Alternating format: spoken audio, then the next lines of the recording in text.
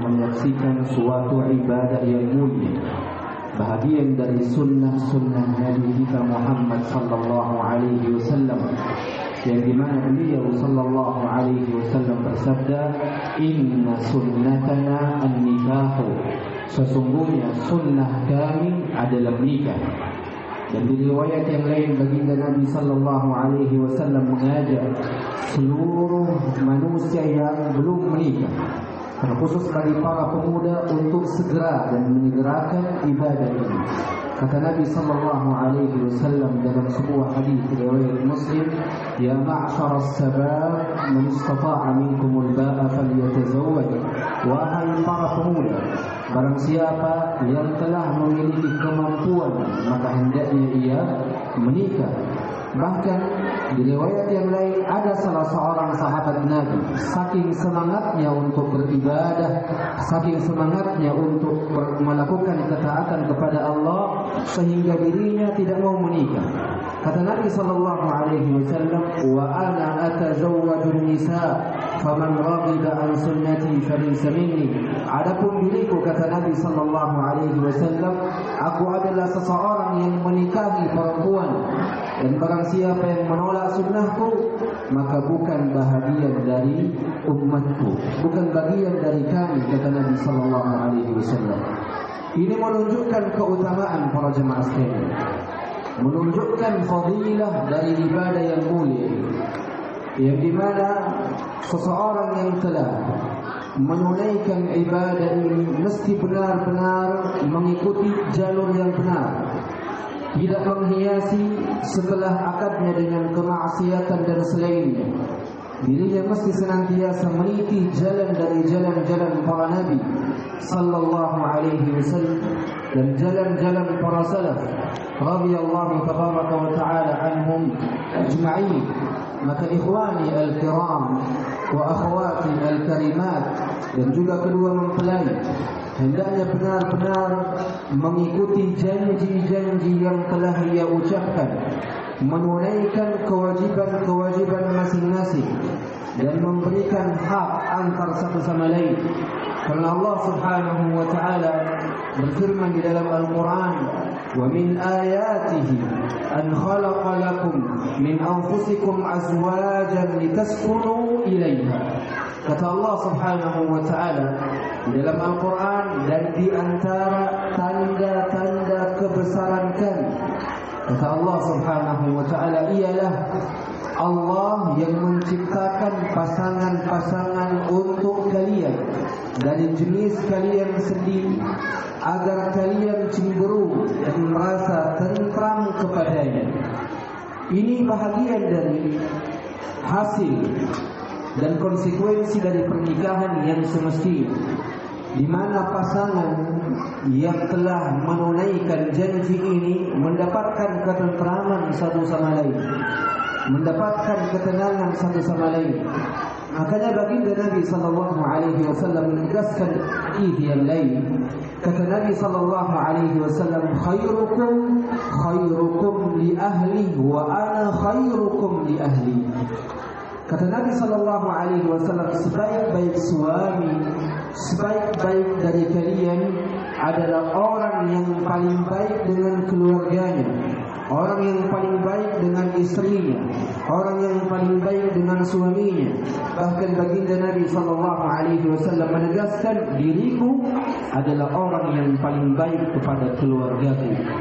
Maka ikhwani al-kiram wa akhwati al-karimat, dan kedua mempelai, hendaknya hadis ini menjadi pegangan kita, menjadi prinsip kita di dalam mengarungi hari demi hari yang akan dipenuhi dengan keindahan dan juga akan dipenuhi dengan ujian. Pernikahan bukan hanya tentang soal kenikmatan jasad, kenikmatan hidup, kenyamanan bersama, tapi pernikahan juga adalah ujian bagi sang suami untuk menunaikan hak-hak kepada istrinya, dan ujian bagi seorang istri untuk menunaikan hak-hak kepada suaminya.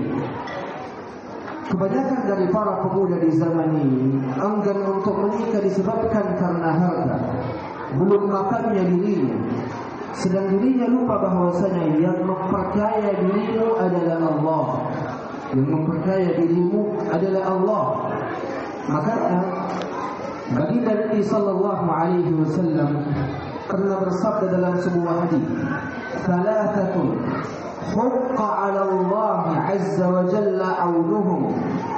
Ada 3 orang yang berhak bagi Allah untuk menolongnya. Ada 3 orang yang berhak bagi Allah untuk menolongnya. Di antara 3 orang itu adalah orang yang menikah karena ingin keselamatan bagi dirinya. Orang yang menikah karena ingin agar dirinya terjaga.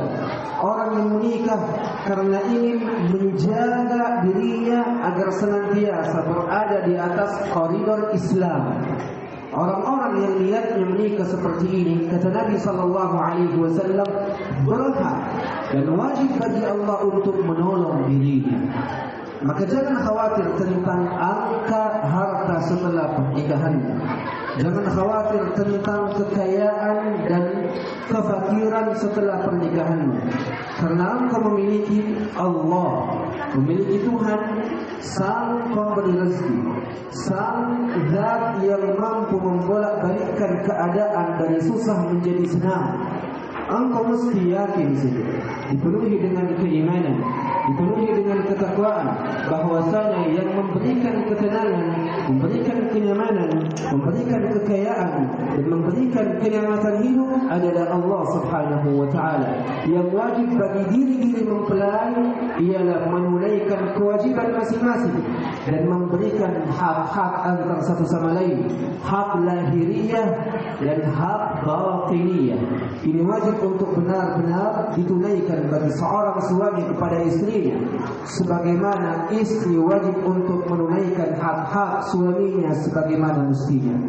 Oleh karena itu, wajib setelah adanya akad-akad seperti ini, wajib untuk menumbuhkan rasa cinta antar satu sama lain, rasa kasih antar satu sama lain, menumbuhkan rasa sayang antar satu sama lain, untuk benar-benar saling menjaga sampai kematian mendatangi diri-dirinya, sampai kematian mendatangi salah satunya ataupun mendatangi keduanya.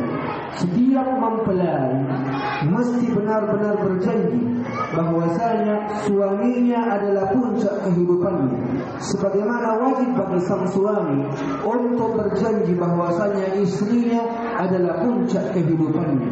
Kenikmatan istrinya, kenyamanan istrinya, ketenangan istrinya adalah hal yang nomor 1 pada dirinya saat ini. Seorang suami dan seorang istri setelah pernikahan seperti ini wajib untuk memulai mempelajari fikih dari fikih-fikih rumah tangga, mempelajari kesalahan-kesalahan suami dan mempelajari kesalahan-kesalahan istri, dan lebih memperdalam sifat sabarnya, dan memperdalam lapang dadanya, dan memperdalam sikap pertengahannya, sikap adilnya, dan sikap bijaksananya. Ini mesti selalu ditumbuhkan pada setiap hari yang ia lalui. Dan wajib bagi sang istri untuk tidak menuntut angka-angka dalam harta di dalam rumah tangganya, karena keberkahan dalam rumah tangga bukan tentang angkanya, tapi keberkahan di dalam rumah tangga ialah seberapa tenang engkau berada di sisi suamimu. Ini yang penting untuk kita tanamkan dan untuk kita jadikan sebagai prinsip dari prinsip-prinsip pernikahan. Kesalahan yang terjadi di antara kedua mempelai dalam rumah tangga mereka hendaknya selalu dihadapi dengan pintu maaf, dibuka dengan dada yang lapang, dan dihadapi dengan penuh kebijaksanaan. Jangan sampai wal'iyadu billah, karena permasalahan kecil maka muncul permasalahan-permasalahan besar setelahnya. dengan adanya ucapan-ucapan yang dibenci oleh syaitan wal'iyadzubillah. Seorang suami mesti berjanji pada dirinya, kesalahan apapun pada istrinya selama tidak terkait dengan pelanggaran-pelanggaran syariat yang besar, maka wajib bagi sang suami untuk tetap memaafkan istrinya, mendidik istrinya, dan benar-benar memberikan petunjuk kepada istrinya tentang sikap-sikap yang dipenuhi dengan kebijaksanaan. Sebagaimana sang istri ketika mendapati kesalahan dari sang suami, wajib untuk memilah-milih waktu dari waktu-waktu yang tepat, kapan bagi dirinya dan kapan waktu yang paling cocok untuk menasihati suaminya. Karena kata Nabi sallallahu alaihi wasallam, ad-din an-nasihah. Agama itu adalah nasihat, dan nasihat ini mencakup segala sisi, termasuk di antaranya nasihat yang hadir dalam bahtera rumah tangga para jemaah sekalian. Maka ikhwani al-kiram wa akhwati al-karimat, sayangilah istrimu sebagaimana engkau menyayangi ibumu, dan sayangilah suamimu sebagaimana engkau menyayangi ayahmu. Rasa sayang antara kedua pasangan mesti selalu tumbuh di setiap hari. Ketika rasa sayang ini terasa hambar, terasa kurang, wajib bagi keduanya untuk mencari cara agar rasa kasih sayang di antara keduanya kembali tumbuh, kembali hadir, kembali besar, dan kembali meningkat. Sebagaimana keimanan itu naik dan turun, begitupun rasa sayang kepada pasangan juga sifatnya naik turun. Tapi jangan sampai tatkala rasa sayang itu turun, diri sang suami ataupun sang istri tidak mencari cara untuk menumbuhkan kembali rasa sayang tersebut. Para jemaah sekalian dan kedua mempelai, pernikahan adalah tugas dari kedua belah pihak. Bukan hanya tugas dari kedua mempelai, tapi tugas dari dua keluarga. Keluarga tak boleh lagi masuk ke dalam ranah-ranah bahtera rumah tangga kedua mempelai. Keluarga hanya boleh memberikan nasihat, hanya boleh memberikan wijanah, hanya boleh memberikan saran. Tapi untuk memerintah, maka ini bukan lagi ranah-ranah mereka.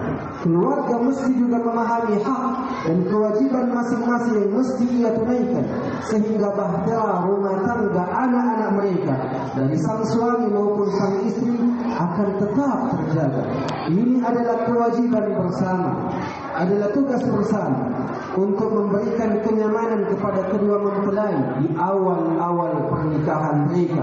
Dan yakinilah, bagi sang istri dan bagi sang suami akan banyak ujian-ujian yang datang menghampiri kalian, yang dimana ujian ini bahagian dari sunnatullah, yang dimana kewajiban kalian ialah hanya melaluinya dengan kelapangan dada dan dengan rasa maaf dan dengan rasa kasih sayang yang sempurna. Itu adalah tugas dari kedua mempelai, sang suami dan sang istri. Oleh karenanya, nasihat saya bagi sang suami, demi Allah, permasalahan-permasalahan yang akan terjadi setelah ini adalah permasalahan-permasalahan yang kecil. Mungkin ketidakcocokan dari selera masing-masing, atau ketidakcocokan dari pakaian masing-masing, ataupun ketidakcocokan dari sesuatu yang sifatnya kecil, maka wajib bagi sang suami untuk mengalah. Wajib bagi sang suami untuk menekan egonya, dan wajib bagi sang istri untuk menekan perasaannya. Jangan sampai sang suami dikontrol oleh egonya, dan jangan sampai bagi sang istri dikontrol oleh perasaannya. Masing-masing mesti menekan perasaan dan egonya masing-masing untuk mendapatkan ridha Allah, mendapatkan rahmat Allah. Dengan ridha Allah dan rahmat Allah, bahtera rumah tangga kalian insyaallah tabaraka wa taala akan dipenuhi dengan keberkahan, ketenangan dan kenyamanan sampai benar-benar kalian berkumpul kembali di dalam surga Allah Subhanahu wa taala. Perjanjian pernikahan bukan perjanjian sementara, tapi perjanjian pernikahan adalah perjanjian yang abadi, yang kekal. Bahkan kekalnya perjanjian ini akan sampai ke dalam surga Allah Subhanahu wa taala. Maka wajib bagi sang suami untuk memperbanyak mengalah, dan wajib bagi sang istri untuk memperbanyak menekan perasaannya.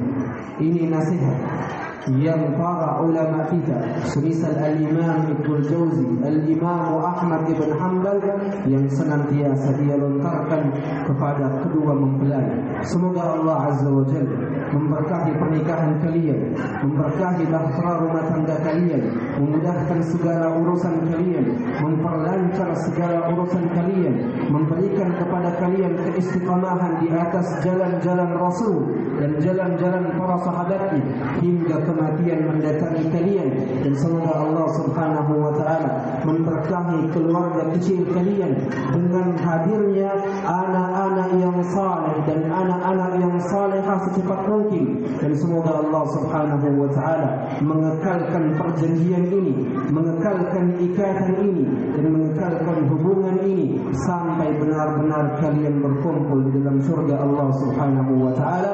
Saya berdoa kepada kedua mempelai dan kepada kedua keluarga, barakallahu lakuma wa baraka alaikuma wa jama'a bainakuma fi khair. Aqulu ma tasma'un, aqulu qawli hadha wa astaghfirullah li wa lakum.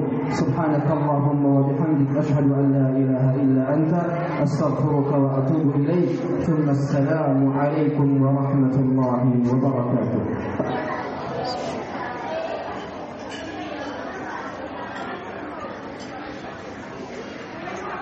Alhamdulillah, sangat mencerahkan dari nasihat guru kita.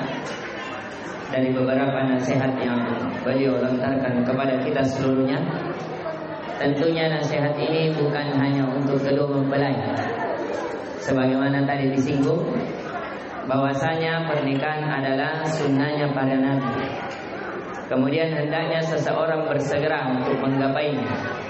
Dan terlebih khusus yang belum menikah juga tadi disinggung, agar hendaknya dia menikah kalau mampunya, yang jelas dia sudah Islam, bisa bertanggung jawab, itu sudah kategori mampu insyaallah ta'ala.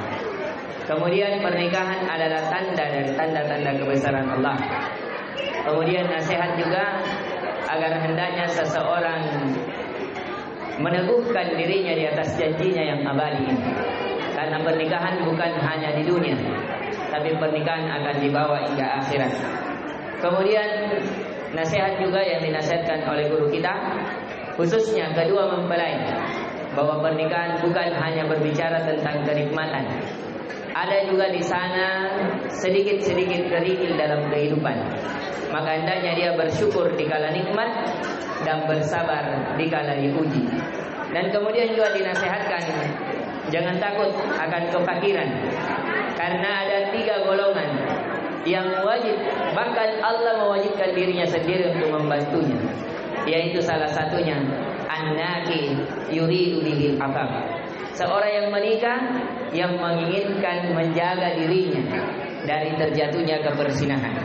Kemudian diingatkan juga oleh guru kita agar hendaknya kedua mempelai setelah menikah berarti harusnya semakin belajar tentang fikih pernikahan. Bukan sudah menikah berarti tidak wajib lagi dia belajar pernikahan, tidak. Tapi dia belajar tentang hak-hak dan kewajiban dalam pernikahan. Karena di dalamnya ada hak-hak dan kewajiban yang harus keduanya saling mengisi antara satu dan yang lainnya. Kemudian juga yang diingatkan oleh guru kita agar hendaknya khususnya keluarga, karena tidak sedikit terkadang masalah datang dari keluarga. Terkadang masalahnya kecil tapi bisa menjadi besar karena ada orang-orang yang kurang ahli dalam menyikapi masalah. Maka ada nasihat guru kita tadi sangat indah, agar hendaknya keluarga memberikan kepercayaan kepada kedua mempelai untuk mengelola dalam manajemen rumah tangga mereka. Dan itulah dari nasihat-nasihat guru kita, dan kami mengucapkan kepada guru kita terlebih khusus, jazakallahu khairan jazaa ala ilqaikum. Semoga Allah membalas kebaikan beliau dengan kebaikan yang lebih baik dari apa yang dari nasihat yang telah diberikan kepada kita seluruhnya, baik secara khusus dari kedua mempelai atau dari para pemuda yang ingin menikah atau dari orang-orang yang sudah menikah sebagai nasihat dalam rumah tangganya. Dan kami juga mengucapkan kepada seluruh tamu undangan dari kedua mempelai, jazakumullah khair ala samahatikum. Semoga Allah membalas kebaikan seluruhnya dari tamu undangan atas kelapangan waktu yang telah diberikan kepada kedua mempelai dalam meramaikan acara tersebut. Dan kami juga mengundang kepada kedua mempelai untuk bisa mencicipi makanan yang disediakan. Dan kami juga mewakili kepada kedua mempelai memohon maaf atas segala kekurangan dan ketidaknyamanan para tamu undangan, dari molornya waktu mungkin, atau dari hal-hal dari teknis yang ada. Maka kami ucapkan untuk agar hendaknya dimaafkan, dilapangkan, karena insyaallah ta'ala itu akan bernilai kebaikan di sisi kita. Dan saya selaku MC juga mengucapkan undur diri untuk dalam penutupan dari majelis kita ini. Jika ada kebaikan di dalamnya itu datangnya dari Allah, jika ada kekurangan itu datangnya dari kami. Al-afu minkum ala khati'ati fi masaili allati ukila bih. Assalamualaikum warahmatullahi wabarakatuh. Subhanakallahumma bihamdik, asyhadu an la ilaha illa anta astaghfiruka wa atubu ilaik. Assalamualaikum warahmatullahi wabarakatuh. Kepada tamu undangan tafadhol bisa disantap saja. Salam baru saya langsung balik. Kamu? Tahu. Sudah mau kembali Ustaz?